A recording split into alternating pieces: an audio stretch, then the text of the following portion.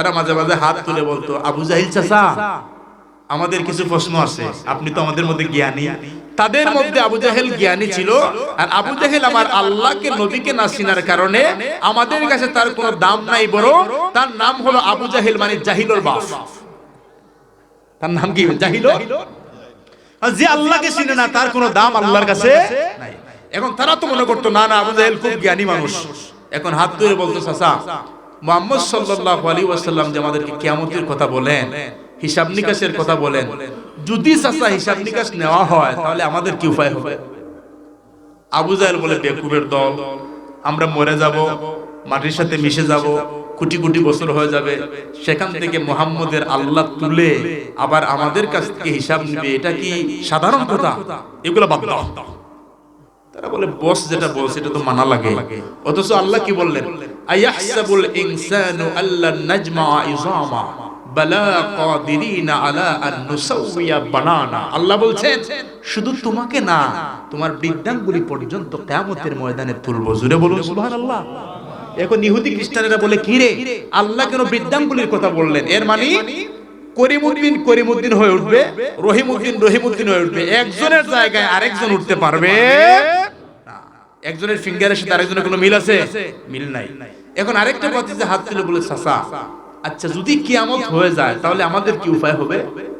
আবু জাহেল বলে, আজকের মতো মিটিং এখানে শেষ, আগামী কালকে খাওয়া দাওয়া করে রিল্যাক্স মুড নিয়ে তোমরা আসবে, আগামী কালকে প্রশ্নের উত্তর দেওয়া হবে।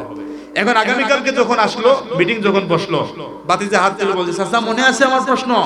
আবু জাহেল বলে, কি বলস? তোদেরকে বাঁচানোর জন্য গতকালকে রাত্রে একবারও ঘুম আসে নাই, কিরকম তোমাদেরকে বাঁচানো যায়? সেও উজাগরি করতো, সেও জাগ্রত হতো, আমার নবীও জাগ্রত থাকতেন। নবী জাগ্রত থাকতেন আল্লাহর প্রেমে, আর আবু জাহেল জাগ্রত থাকতো কিরকম মানুষদেরকে বিভ্রান্ত করা যায়।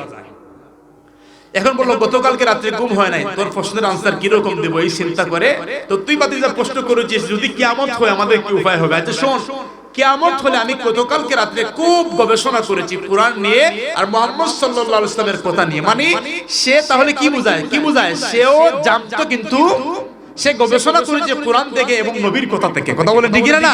সে জানতো নবী নবী, কিন্তু সে মানে নাই, ঈমান আনে নাই। এখন সে বলল, আমি গবেষণা করে দেখেছি মুহাম্মদ সাল্লাল্লাহু আলাইহি ওয়াসাল্লাম বলেছেন এবং কোরআনের মধ্যেও আছে কিয়ামতের পূর্বে সিংহায় কি দেওয়া হবে? ফু দেওয়া হবে। এখন আবু জাহেল বলে, আমার উত্তর হলো কিয়ামতের পূর্বে সিংহায় ফু লাগিয়ে ইসরাফিল যত ফু দেখ সবাই উঠলে আমরা কিন্তু উঠবো না। মানে এটা তার নানার বাড়ি, বুঝছেন? নানার বাড়ি গেছে, নানার বাড়ি গেছে, মানে আমরা উঠবো না যত ফু দেওয়া হয়। এখন আরেকটা বাতিজা বলে, চাচা যদি মুহাম্মদের আল্লাহ আমাদেরকে জুড়ে টুরে তুলে হিসাব আছে। কথা বলে ঠিক না?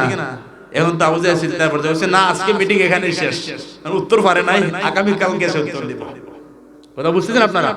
যাই হোক, আমার আলোচনা আসলে কথার নাম লতা, একদিকে গেলে ভাই আরেকদিকে চলে যায়, কোন দিক থেকে কোন দিক একটু মেরাজ আপনাদেরকে বোঝাই। এখন এই দুইটি গুণের কারণে ওই বুরাকটাকে চয়েস করা হলো। জুড়ে বলুন সুবহানাল্লাহ।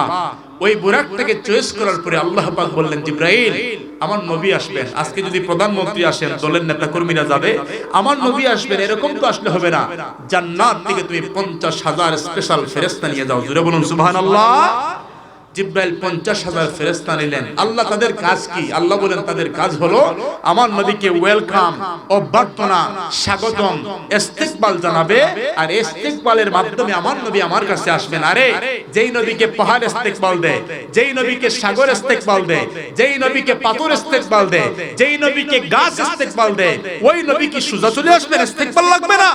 তিরমিজি শরীফের হাদিস, হযরত আলী রাদিয়াল্লাহু তাআলা আনহু বলেন, كنت مع النبي صلى الله عليه وسلم بمكة فخرجنا في بعض نواحيها فما استقبله جبل ولا شجر إلا وهو يقول السلام عليك يا رسول الله। হযরত আলী রাদিয়াল্লাহু তাআলা আনহু বলেন, আমি আল্লাহর প্রিয় নবীকে নিয়ে একটা পাহাড়ের পাশ দিয়ে যাচ্ছিলাম মক্কার বাইরে। চতুর্দিক থেকে শুধু সালামের ধ্বনি উচ্চারিত হলো। আমি নবীকে প্রশ্ন করলাম, ইয়া রাসূলুল্লাহ, ইয়া হাবিবাল্লাহ, আমি এবং আপনি ব্যতীত কেউ নাই, কে আপনাকে তো মধুর কণ্ঠে সালাম দেয়?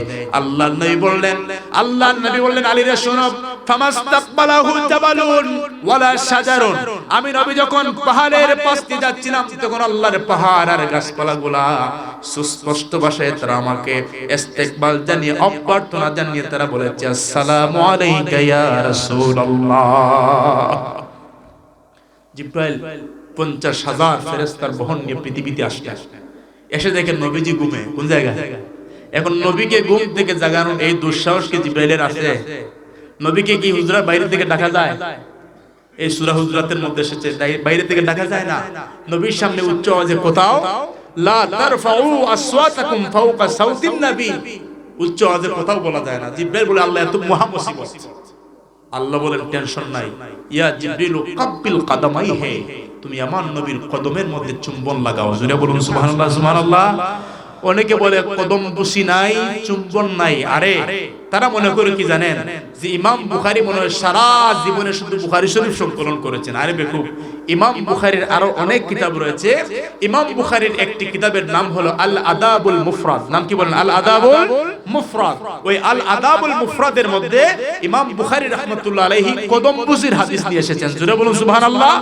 নবীকে সাহাবীরা কদম বুসি করেছেন, কদমের মধ্যে চুম্বন দিয়েছেন। আবার সাহাবায়ে কিরামদেরকেও সাহাবীরা একজন আরেকজনকে কদম বুসি করেছেন, কদমের চুম্বন দিয়েছেন। বলুন সুবহানাল্লাহ। নবীজির ঘুম থেকে জাগ্রত হলেন। জিব্রাইল বলছেন ইয়া রাসূলুল্লাহ ইন্নাল্লাহ আশতাকা ইলা লিকাইকা ইয়া রাসূলুল্লাহ, আপনি ঘুমান। যেটা মুসা আলাইহিস সালামের ভাগ্যে জুটে নাই, ইব্রাহিম আলাইহিস সালামের ভাগ্যে জুটে নাই, আপনি আপনার রব আপনাকে দেখার জন্য প্রস্তুতি গ্রহণ করেছেন। জোরে বলুন সুবহানাল্লাহ।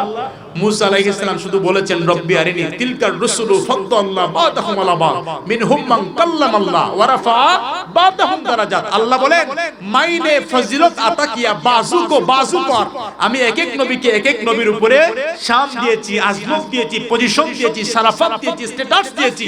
মিনহুম মান কাল্লামাল্লাহ, এক নবী আমি আল্লাহর সঙ্গে কথা বলেছেন, ওই নবীকে ওয়া কাল্লামাল্লাহু মুসা তাকলিমা।